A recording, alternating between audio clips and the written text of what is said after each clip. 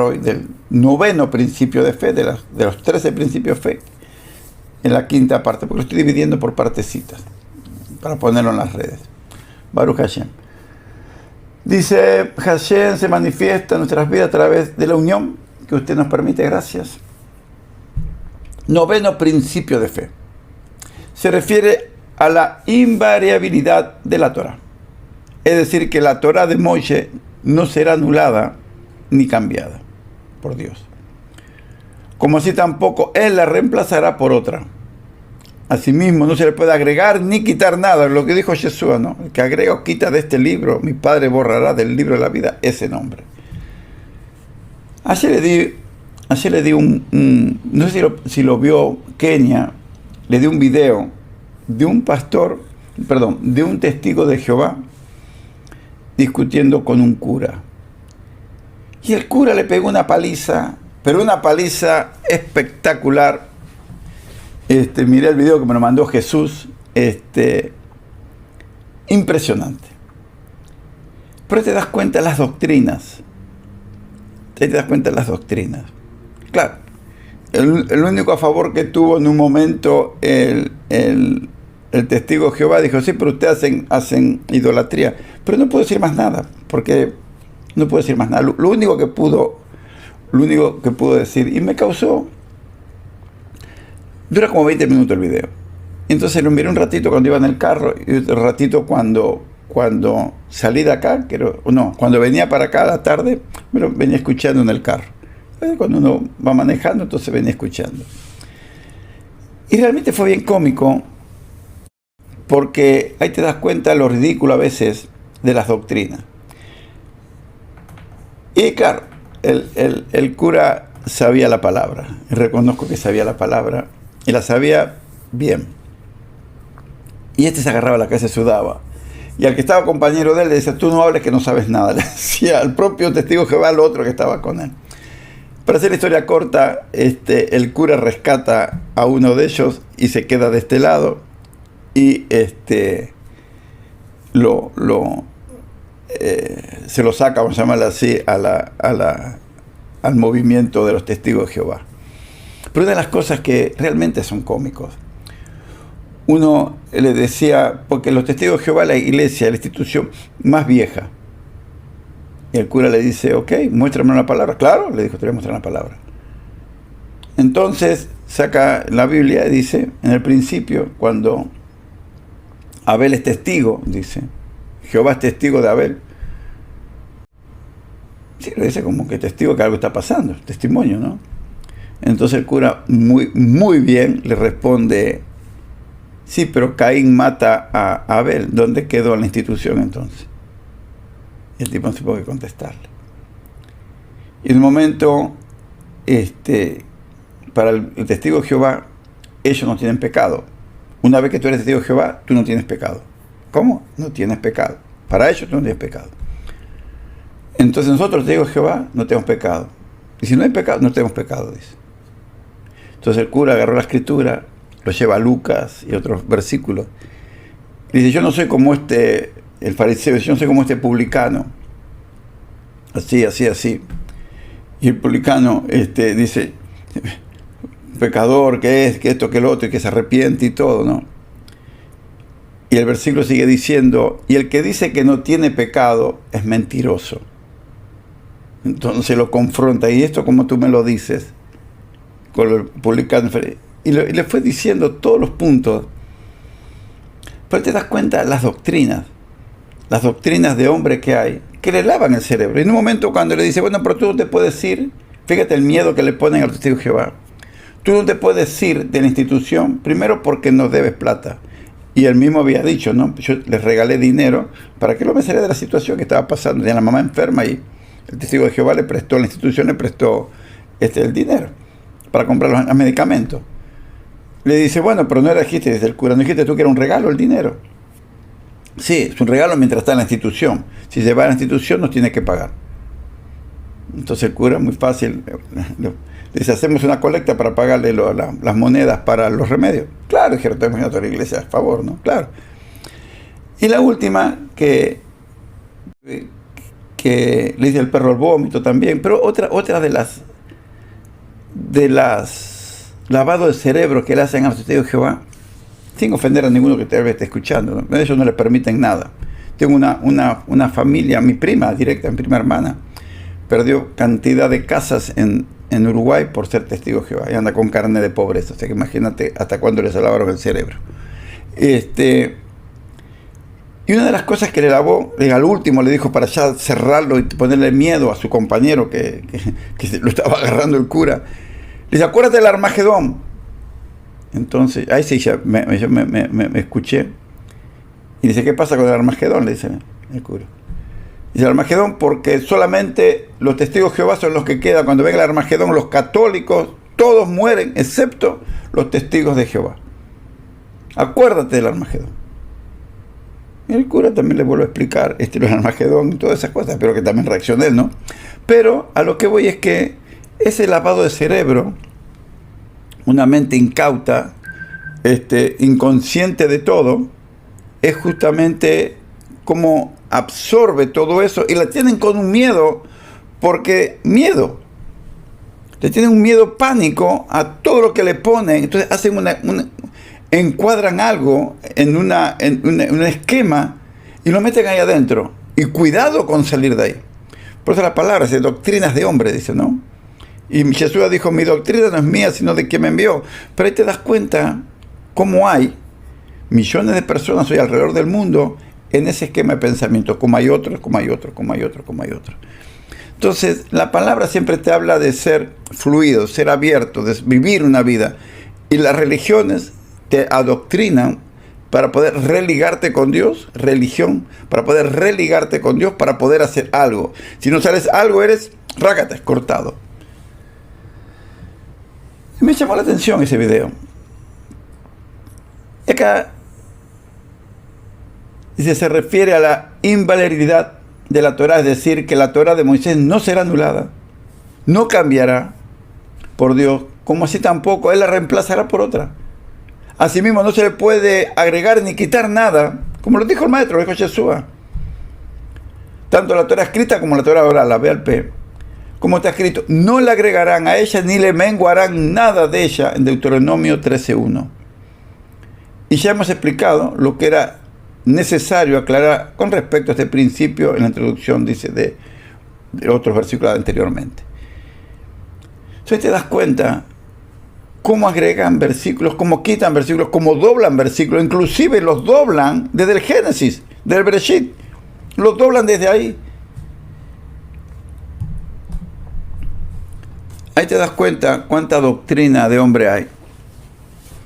Y después, en un momento le dice, está sonando mi chupete por ahí, le dice en un momento el líder del testigo de Jehová, le dice: cállate porque tú no sabes nada, estás aprendiendo, así que cuidadito, te tienes que callar, le dice. Y el hombre le dice, pero déjalo hablar. No puede hablar. No sabe nada. ¿Cómo puede ser que un ser humano busque dominar en la fe a otro ser humano por el miedo? Dominarlo, lavarle el cerebro para dominarlo. Es tremendo. En una sinagoga, si el rabí está diciendo algo y si la otra persona o no entendió o entendió de una forma incorrecta, levanta la mano, en pleno sermón levanta la mano, permiso, se para, pero acá dice esto, ¿lo interpreté bien o qué es lo que quisiste decir, Rab? Y yo tengo que levantar, pero creo que no es así. Nadie le dice nada, ni el Rab le dice nada. Tal vez después lo aclare de otra forma, o lo charle o algo. Pero no tienen miedo. En la sinagoga tú no tienes miedo de hablar. ¿Tú puedes hablar? Puedes hablar tranquilamente. Y decirle si no estás de acuerdo con lo que está diciendo o no lo estás entendiendo. Pero no es palabra santa la que está del otro lado, el rabí no se puede equivocar ni nada. Tal vez tiene un concepto, o otro de otro concepto. Lo que pasa es que una sinagoga la mayoría, todos saben la palabra. Y la saben bien. En la sinagoga donde yo iba antes de estar en este camino que Baruch Hashem, dentro de esa sinagoga mínimo había 10 rabinos. Era uno, el rabino de ahí. Los otros iban como rabinos, no tenían sinagoga, pero iban como rabinos. Iban ahí. Entonces, imagínate, tú tienes delante de tú, no solamente el pueblo, sino 10 personas que son rabinos y pasaron lo mismo que tú. O sea que lo que estás enseñando ahí tiene que ser de lo que dice la palabra. Si no, tienes muchos ojos que pueden llegar a decirte, hey, estás inventando, cuidado, no te vayas por ahí. ¿Cómo? Y así.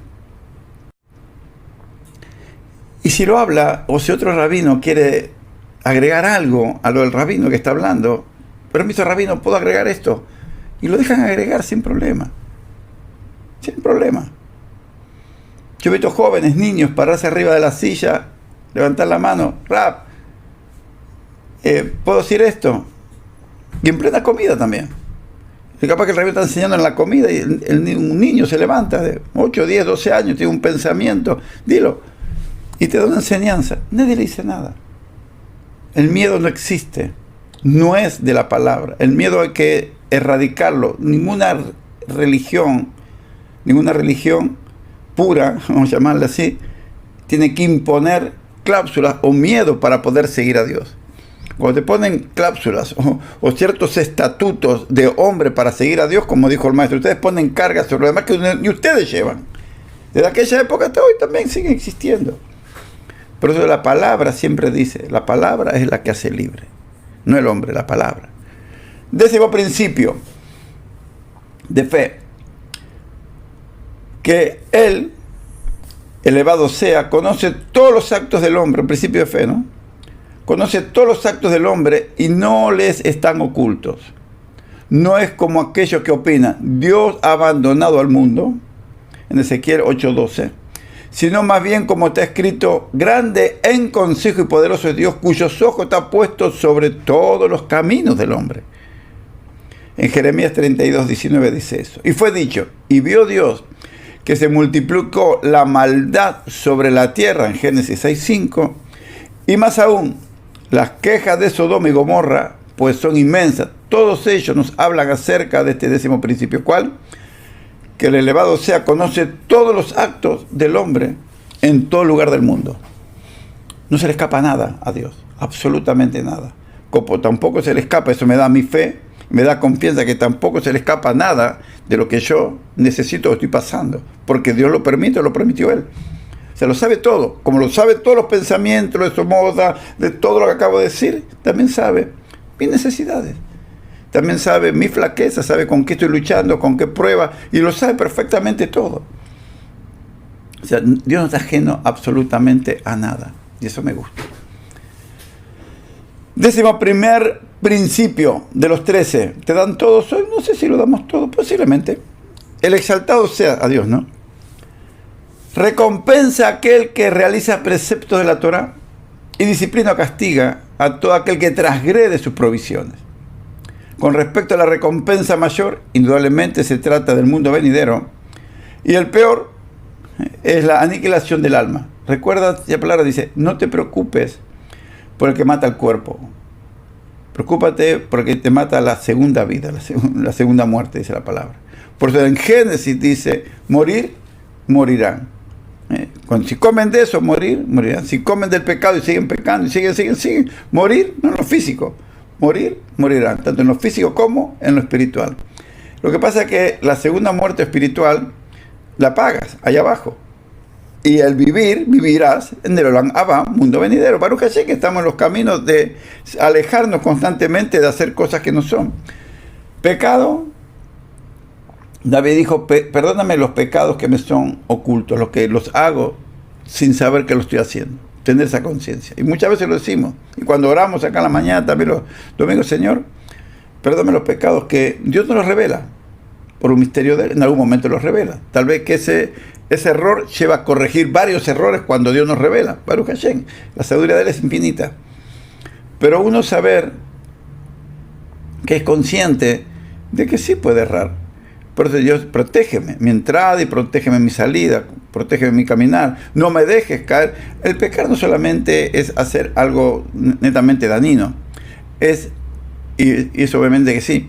El pecador es el que practica el pecado. Eso es lo que no van al mundo venidero. El que sigue practicando el pecado, no que ocasionalmente podemos cometer un error. El que practica, como usted que está acá, antes practicaba el pecado. Y para mí no era pecado. Vivía en otro estilo de vida, otro mundo, otra forma, otra ideología. Pero para mí eso no era malo. Ahí practicaba el pecado. Baruch Hashem que no cerré los ojos en ese tiempo. Pero ese es el pecador. Porque muchas veces uno escucha, perdón, este pecador. No. Pecador es el que practica el pecado. El que ocasionalmente peca, no. El que ocasionalmente a veces, no lo quise hacer. Me di cuenta. Lo hice mal. No sabía que estaba haciendo esto. Como David cuando fue el profeta a decir, espera. Había uno que tenía muchas ovejitas y una ovejita sola y fue uno y se comió muchas ovejitas. ¿Dónde está que lo mato? Fuiste tú, David, te comiste la esposa del general. ¿Entiendes? A veces uno, vamos a llamarla así, hace la vista gorda, entonces por ahí hay alguien que te dice, mira, ¿entiendes? Eso no es correcto. Decimos principio, exaltado sea recompensa, que lo dijimos claro que sí, y la recompensa del mundo venidero, es el mundo venidero, la recompensa final, y la otra es la aniquilación del alma, dice. Ya nos hemos extendido, dice, lo suficiente sobre este tema. Apela, dice, a este 11º principio lo escrito. Y ahora absuelve su causa, de lo contrario, bórrame de tu libro. Eso está en Éxodo 32, a lo que le responde Dios. Aquel que haya transgredido contra mí, habré de borrarlo del libro. Tremendo, ¿no? Esto nos comprueba que sabe quién transgrede y quién le es fiel, para dar castigo uno y recompensa al otro. Por eso Jesús le dijo, cuidado, el que borra o agrega del libro, mi Padre borrará del libro de la vida a ese tal. Entonces, ¿sabes? ¿Qué te puedo decir?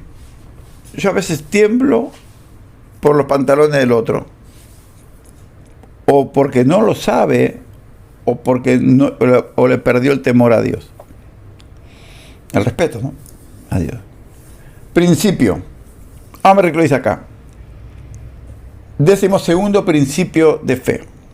Dice, principio, la época mesiánica, la Mashiach, no el mesianismo, son dos cosas distintas. La época mesiánica, la que se vive a través de Jesús. Acá está hablando para cuando venga. Nosotros que sabemos que vino, Baruch Hashem. Es decir, saber con certeza que vendrá, surgirá el Mashiach, y no pensar que se atrasará. Claro que no. Y por más que se demore, dice, lo guardaremos.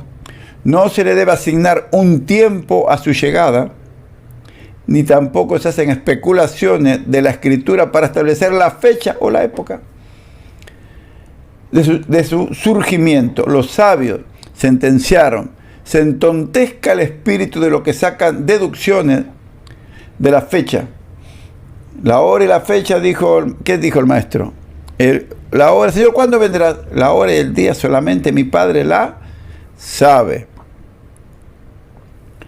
Entonces, dice, los sabios sentenciaron que se entontezca el espíritu de lo que sacan deducciones de la fecha. Asimismo debemos saber que el Mashiach poseerá honra, grandeza, honor y superioridad más que cualquier otro rey que haya existido. Es nuestro deber engrandecerlo. Escucha, está hablando del Mashiach, es Maimónides acá está hablando, ¿no? Fíjate cuál es, dice, nuestro deber. Nuestro deber es engrandecerlo, amarlo y rogar por él, tal como profetizaron sobre él desde Moisés hasta el último de los profetas Malaquías. Todo aquel que pone en duda o se burla de la venida del Mashiach reniega de toda la Torah, pues en ella se asegura textualmente acerca de su llegada, tanto en episodios de Bilán, con la burra, ¿no?, como en Deuteronomio 33:5. Parte de este principio es ser consciente que no se considera rey de Israel, sino solo aquel que desciende de la dinastía del rey David, y en particular del rey Salomón. Y todo el que contradice este punto reniega de Dios y de sus profetas. Por eso el libro de Mateo describe la genealogía de Yeshua. Y después al final dice, José, esposa de María. Y en la religión pusieron a María, en la religión tradicional, la máxima, María como la primordial y no a José. Pero el linaje no lo da María. El linaje lo da José.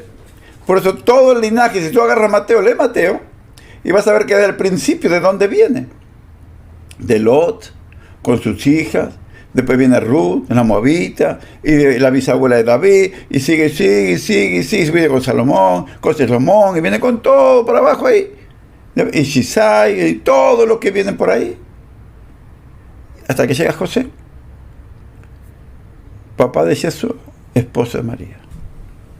La nacionalidad sí, la da María. El vientre le da la nacionalidad. Pero el linaje, de donde tenía que venir, como lo aclara acá, como un principio de fe, si viene de otro linaje, no lo es. Por eso se tomó el trabajo, Matías, de escribir todo el linaje. Todo el linaje. Y esos versículos, una vuelta lo hablé con unos pastores, que se pusieron muy como las uñas de un gato, así como se erizaron. ¿Cómo tú dices eso? Que viene de un linaje de una maldición. Lee Matías. Yo le dije, estaba en un grupo de hombres, estaba enseñando eso justamente. Léelo. Me agarró otro pastor en conferencia. Léelo. Mira dónde viene. Mira la maldición. Maldito que se acuesta con su padre. Y Ruth se había acostado, la moabita se había acostado justamente con el padre, y no tuvieron los hijos.